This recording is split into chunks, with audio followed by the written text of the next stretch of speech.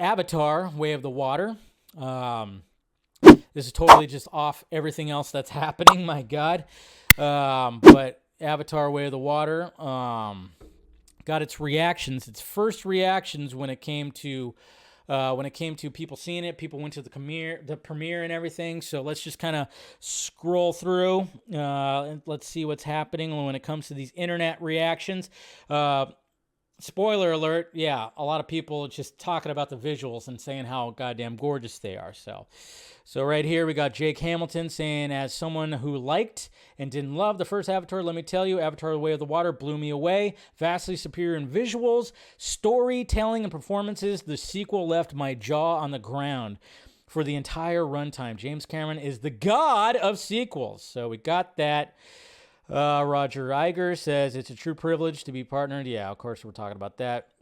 Let's hear some real thoughts on Avatar: Way of the Water. Yeah, incredible. It's a James Cameron limit break where even intimate feelings slam with seismic force, jaw-dropping design make a mostly CG world and cast feel impossibly alive. Even the water is hypnotizing. So there you go.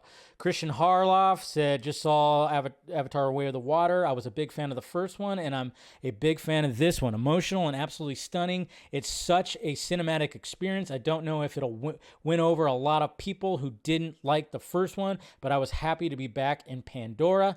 Eric Davis said, happy to say Avatar: Way of the Water is phenomenal. Bigger, better, and more emotional than Avatar. The film is visually breathtaking, visceral, and incredibly engrossing. The story, the spectacle, and spirituality, and the beauty. This is filmmaking and storytelling at its absolute best. Yeah, I never bet against James Cameron, trying to spare hyperbole, but I have never seen anything like this from a technical visual standpoint. It's overwhelming, maybe too overwhelming. What? Too overwhelming? Well, I saw those 3D glasses. That's going to be a pain in the ass for me who wears glasses. Sometimes I'd miss plot points because I'm staring at a Pandora fish. Interesting. It's a monumental filmmaking achievement, striking a great balance between technical and emotional. The 48 frames per second 3D experience features some of the most jaw-dropping immersion I've ever seen. Felt like a kid again watching T2 for the first time. Astounding. And then one more here. It says, might be James Cameron's sweetest, gentlest, most personal film. Possibly even the most emotional. It revisits all the greatest hits, but it's always totally sincere.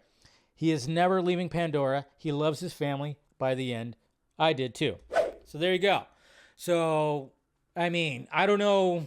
I think maybe James Cameron was just like, hey, you know what? This is how you win over the audience. Just make pretty things pretty, and they're going to popping out.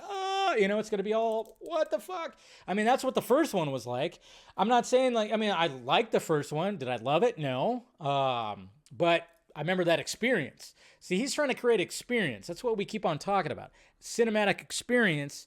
And that's what James Cameron does. And that's what it sounds like he's going to be doing, of course, when it comes to Avatar: The Way of the Water. I'm just kind of going like, all right, you get the sequel, but now you want to make like 7 more? That's where I'm kind of going, I don't know if that could be possible.